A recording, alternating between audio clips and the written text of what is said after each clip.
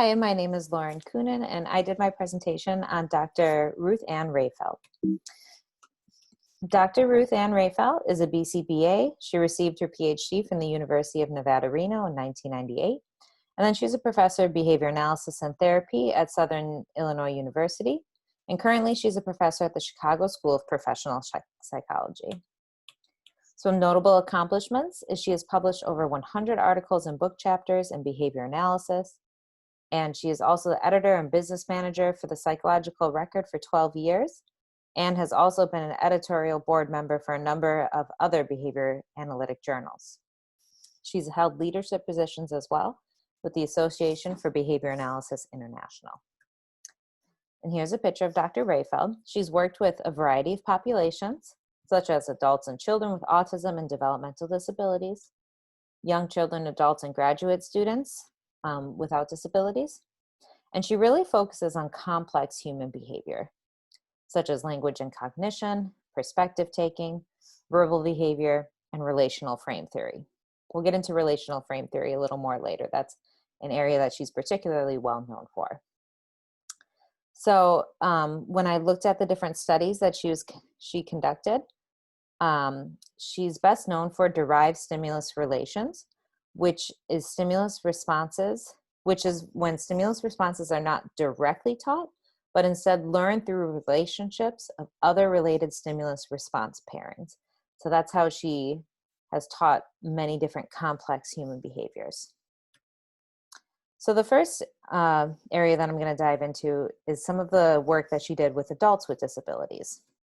So in this study, she wanted to shift preferences of adults with disabilities, with mental retardation and psychiatric disorders, from a reliable reinforcer to an unreliable reinforcer, really to make the lives of the participants better and their caretakers. So the study examined the use of choice responding using concurrent schedules of reinforcement when two or more schedules of reinforcement are simultaneously occurring. And in order to do that, she had to identify their preferences for reinforcers using a stimulus preference assessment. And then the reinforcers were delivered on a schedule of 100% or 75%. So looking at the data here, the dark circle is the unreliable reinforcer, and the open circle is the reliable reinforcer. So when you look at the participants, this participant, he ended up shifting preference to the unreliable reinforcer. Same with this participant, was able to shift preference to the unreliable reinforcer. But this last participant was not able to shift preference.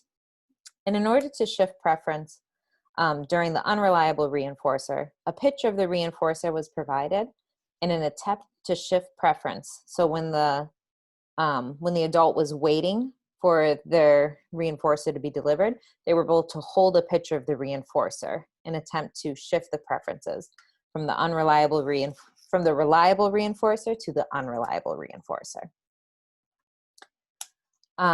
This study was a functional analysis to determine what the function of self-preservation verbal behavior was. And that behavior is repeating the same phrase over and over again. The subject was an adult male with mental retardation and autism. So there were 4 conditions tested: attention, tangible, alone, demand. And in the attention condition, the participant was provided with 10 seconds of attention contingent upon a verbal response.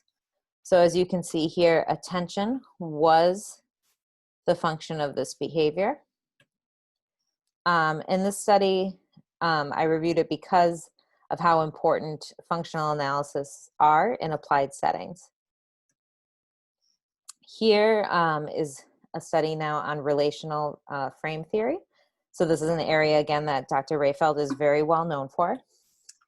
This study examined relational frame theory in teaching typical developing children perspective taking.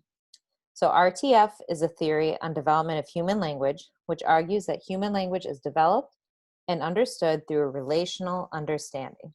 So learning who a brother and sister are because of who mom and dad are is an example of relational understanding. You're learning those relationships between people. So this study taught 3 typically developing children how to switch between perspectives of I, you, here, there, now, then, by using direct reinforcement and multiple exemplar training. So to show you some of these examples, I would start with a really simple example of I, you, or I character. You are reading books with me. Cinderella's doing chores. What are you doing? Reading books. What is Cinderella doing? Chores. So you would practice these examples, and then you could show the child a novel example that they haven't seen. But because they've learned how to do it in these examples, that's what this derived teaching is. So in these examples would get more and more complicated.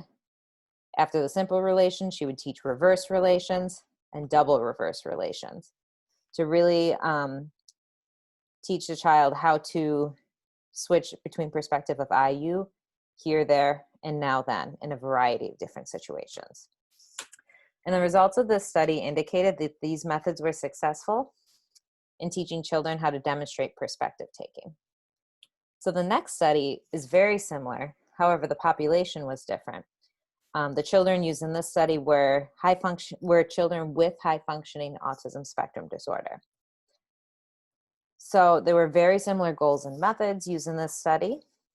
And this article was selected because of the importance of teaching people with autism perspective taking skills, which tends to be an area of deficit for those with autism.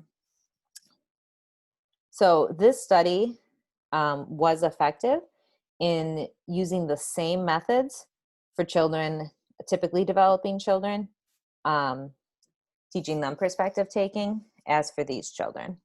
So you can see the dotted line is the experimental group,